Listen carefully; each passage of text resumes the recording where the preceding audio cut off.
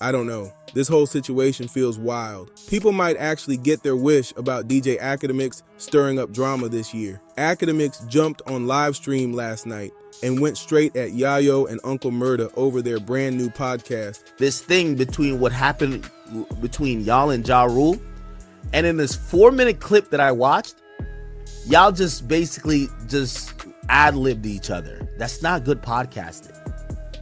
Y'all need to add a third person who's gonna, ask questions, because what I realize is Yayo isn't a natural podcaster. Especially with everything tied to Ja Rule and that airplane situation. But it didn't sound like normal feedback. It felt slick, like he was talking down on them, trying to sun them in front of everybody. Instead of keeping it respectful, he made it seem like Yayo and Murda don't even know how to run their own show. He hinted they need a white guy sitting between them just to make the podcast better, like they can't hold it down themselves. That's crazy talk. It came off like he was saying they need supervision, like somebody has to guide their hands through every episode. That energy is different. Now it's starting to feel tense. You know how G-Unit moves when they feel disrespected. If this keeps escalating, things might get loud real fast. So hit that like button and smash the hype button, because we're about to break this all the way down. He really wants their podcast to sound like everybody else's, and that's the problem. He doesn't respect the difference. He doesn't respect when something feels new or raw, and that mindset can cost you heavy in this culture. Instead of letting Yayo build his own lane, he's trying to reshape it into something safe and predictable. That's not how this works. From the jump, it felt like he was talking down like, "Little guy, let me show you something." This thing between what happened between y'all and Ja Rule, and in this 4-minute clip that I watched, y'all just basically ad-libbed each other. That's not good podcasting. Y'all need to add a third person who's gonna, ask questions, because what I realize is Yayo isn't a natural podcaster. See, Mano's like he used to do, or he does the he's Angela Yee's bitch on lip service or whatever. So he knows how to lead conversation a little bit. But here's the big problem with this podcast, and I hate that tone says everything. It felt ego-driven, like he needed to remind everyone he thinks he runs the podcast space. And you could hear it in his voice. The confidence turned into arrogance real quick. The energy shifted, and it wasn't subtle. Then the vibe got even stranger. Whatever he was sipping on that night, it clearly boosted that bold mood. You could hear that liquid confidence creeping in, pushing him into that "let me teach you how it's done" mode. Nobody asked for that critique. That's the part people are stuck on. Why does every podcast have to follow the same formula? Why can't Yayo and Murda rock their own style and keep it authentic? It came off polished but condescending, like he was looking down from a balcony. And on top of that, calling Yayo out of his name, that's where it crosses the line. That kind of energy never sits right in this space. So now we clearly see the energy he's bringing. It's that "I'm above you" vibe, like he thinks he's operating on a higher level than everybody else. That's the tone people are reacting to. It's not even about skill at this point. It's about attitude. When you start talking like you're superior to grown men who built their own names in this game, that rubs people the wrong way. That's the real issue here. I hate to do podcasts like, critique, but come on, I've been here. You and Uncle Murda need either like a white dude in the middle, just somebody to organize conversations. And the reason why I'm saying that, I'm comparing it to your Vlad. And then the race comment made it even more awkward. Nobody is trying to turn this into something it's not. But why did he say they need a white co-host specifically? Why does it have to be that? Why does there have to be a third person at all? Yayo and Murda don't have to add anything if they don't want to. They can run their platform how they see fit. Just because someone found a formula that works for them doesn't mean everybody else has to copy it. You're a successful streamer? Yes. You do interviews? Yes. A stream can be called a podcast too. But let's not act like you're the only blueprint out here. There are creators with bigger audiences, more years in the game, and different lanes altogether. That's just facts. And here's the bigger picture. Audiences grow, platforms shift, trends change. No fan base stays the same forever. The edgy behavior, the shock factor that doesn't always age well. On top of that, there were past controversies that brought heavy criticism, including backlash over an inappropriate online interaction that was widely discussed last year. Situations like that stick with your reputation. So when you come at others like you're untouchable, people are going to question it. That clock moves for everybody in media, no exceptions. Yeah, we have to bring this up. You can't play messenger when your own track record is shaky. People always say, right message, wrong person. But this feels like the wrong message coming from the wrong person at the same time. That's why it hits different. It's rare you see it this clear, but here we are. First off, let's clear something up about DJ Vlad. Content. Your Vlad content is amazing. You know why it's amazing? And this is why Vlad gets such a big head. Because Vlad gets to throw questions at you that brings out the best answers in you. Trust me, I'm not lying.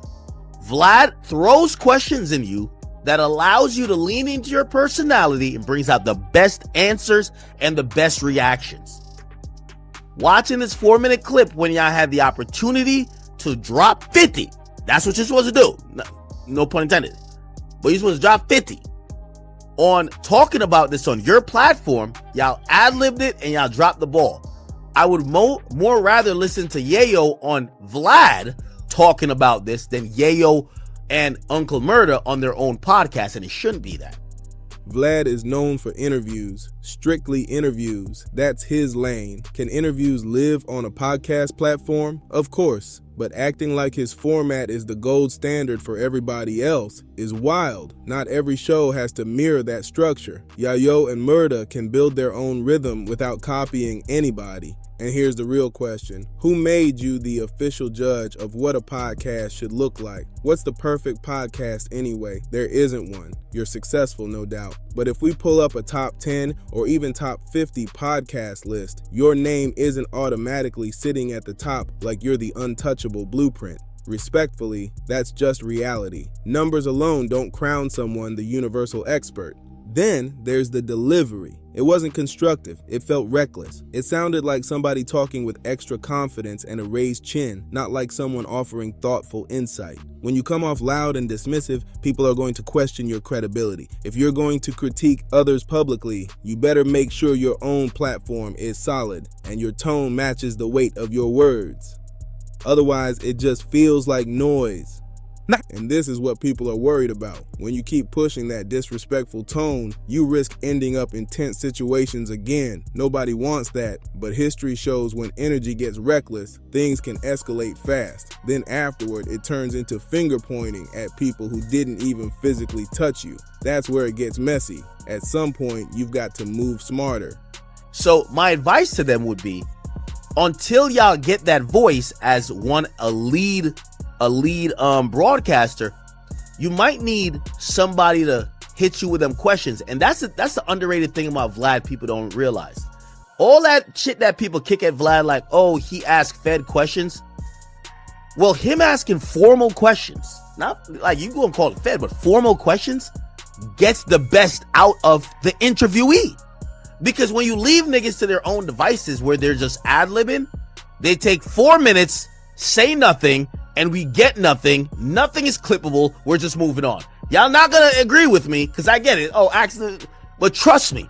Look, I'm telling you. I watched this. I'm like. Now let's be fair. Akademiks does make strong content. No denying that. But lately, it feels like he's overly hyping certain voices while dismissing others. Like he's stirring the pot for reactions instead of keeping it balanced. That's how it looks to some viewers. It comes off excessive, like he's boosting one side hard while throwing shade at the other, and people are noticing that pattern. But here's the real debate. What's actually wrong with hosts talking over each other sometimes? Go watch Drink Champs. That show thrives on energy, people jumping in, laughing loud, cutting each other off. That's part of the vibe. Look, just listen to them.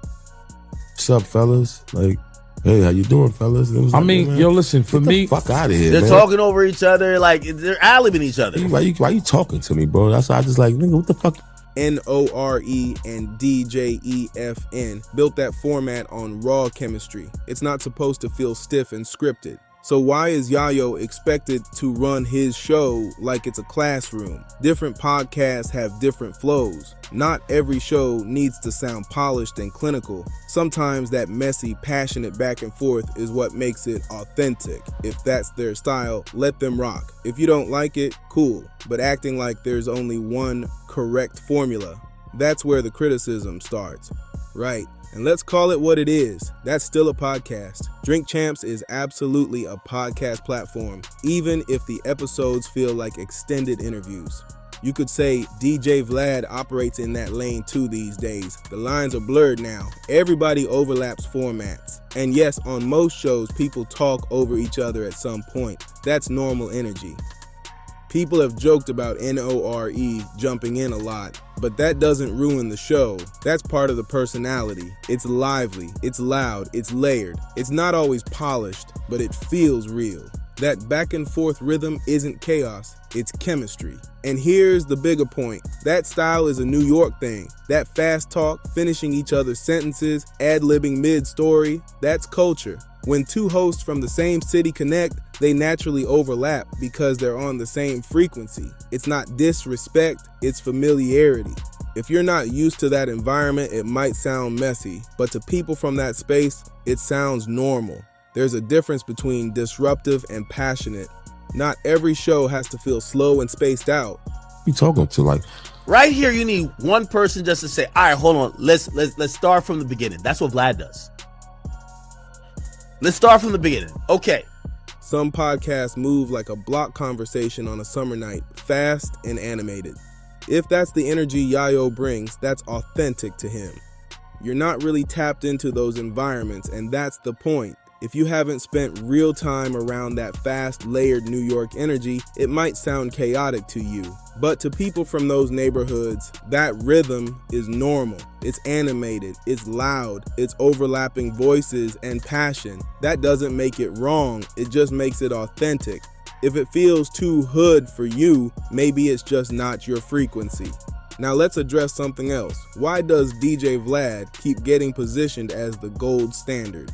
Vlad built his lane, respect that. But since when did his format become the universal blueprint for everybody? Why is every comparison circling back to him? That's the real question. Tony Yayo isn't trying to recreate Vlad's content. He's building something different with Uncle Murda. That's a separate venture, separate vibe, separate chemistry.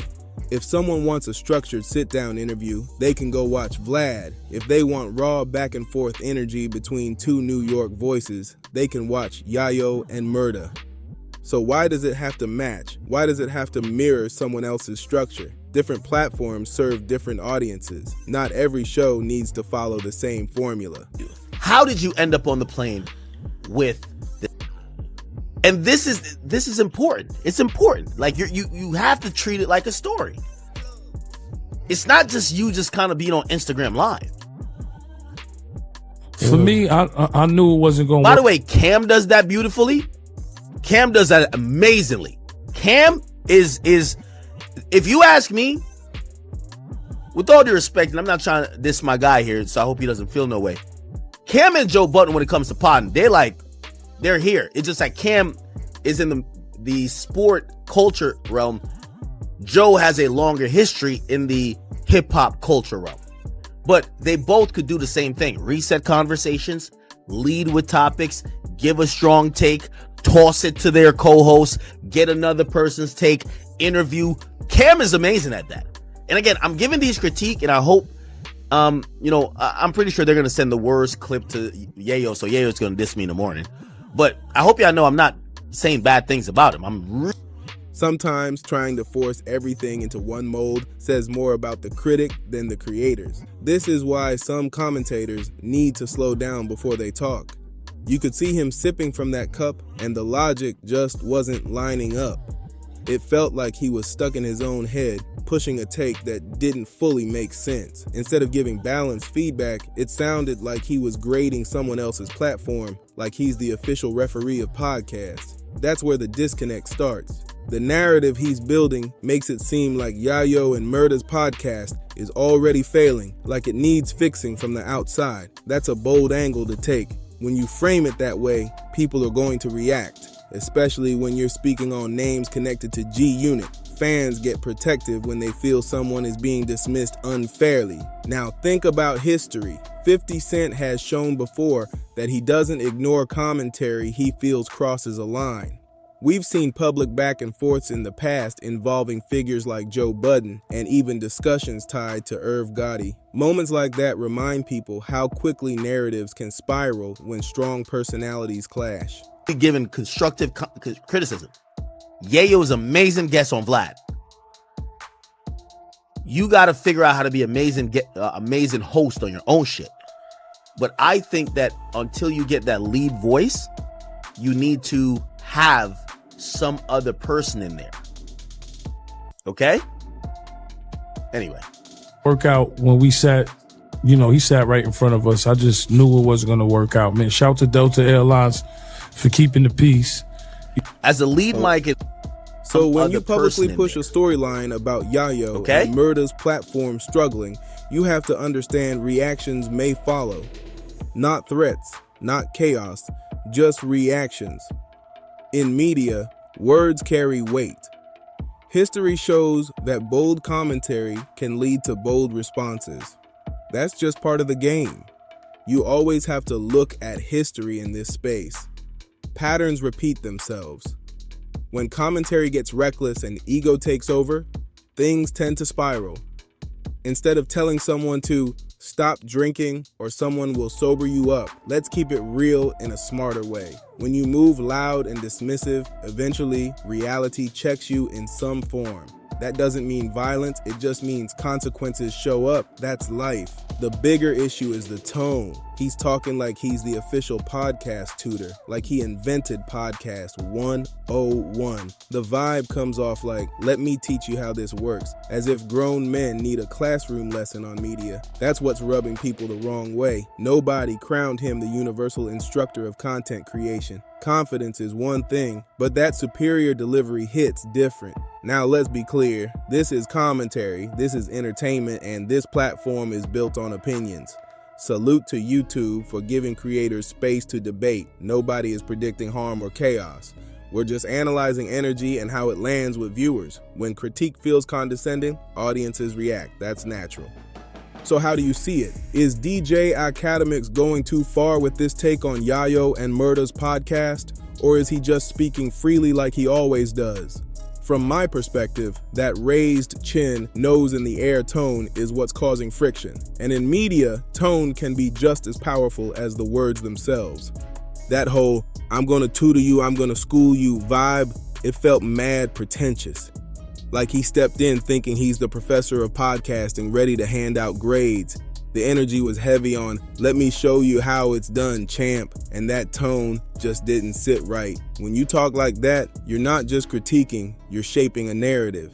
And the narrative he's pushing makes it seem like Yayo and Murda's podcast is some kind of joke that shouldn't be taken seriously. That's where the problem starts. But that's just one perspective. I want to hear from you. Drop your thoughts in the comment section right now. And if you rock with the breakdowns on Dripzine, make sure you subscribe, share this video, hit that like button, and tap the hype button to help the channel grow in a major way. Appreciate every single one of you.